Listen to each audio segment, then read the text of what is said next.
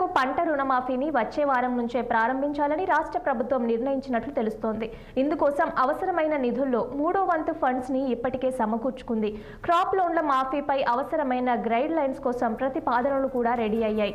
మంత్రులు, ఉన్నతాధికారుల నుంచి సూచనలు, సలహాలు తీసుకున్నాకే గైడ్ లైన్స్ ఫైనల్ చేశారు. ప్రస్తుతం రుణమాఫీ మార్గదర్శకాలకు సంబంధించిన ఫైల్స్ సీఎం దగ్గరికి చేరినట్లు తెలుస్తోంది.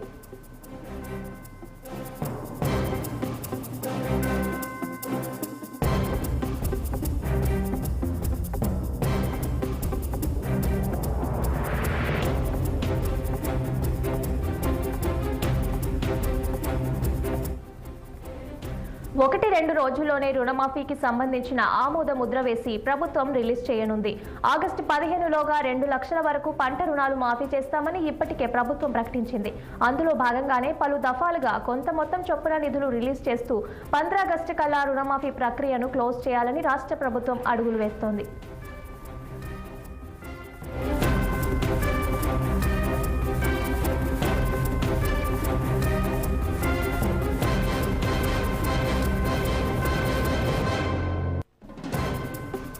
రుణమాఫీ కోసం అవసరమైన నిధులను ప్రభుత్వం వేగంగా సమకూర్చుకుంటోంది. ఇప్పటికే దాదాపు 10,000 కోట్లు రెడీ చేసి అందుబాటులో పెట్టుకుంది. మిగిలిన 20,000 కోట్లకు పైగా ఫండ్స్ ను సేకరించే పనిలో నిమగ్నమైంది.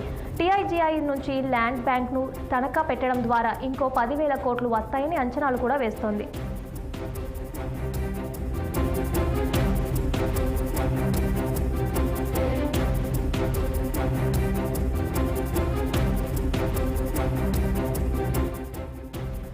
టీజీఐఐసి నుంచి ల్యాండ్ బ్యాంక్ ను తనఖా పెట్టడం ద్వారా ఇంకో 10,000 కోట్లు వస్తాయని అంచనాలు వేస్తోంది. మరో 10,000 కోట్ల రుణం రూపంలో తీసుకునేందుకు ప్రభుత్వం మొగ్గు చూపుతున్నట్లు తెలుస్తోంది.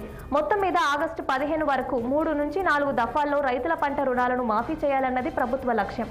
వచ్చే వారంలో అంటే ఈ నెల 15 తర్వాత ఏ క్షణంలోనైనా రుణమాఫీని మొదలు పెట్టే అవకాశం ఉన్నదని సెక్రటేరియట్లోని ఉన్నతాధికారులు ఒకరు తెలిపారు.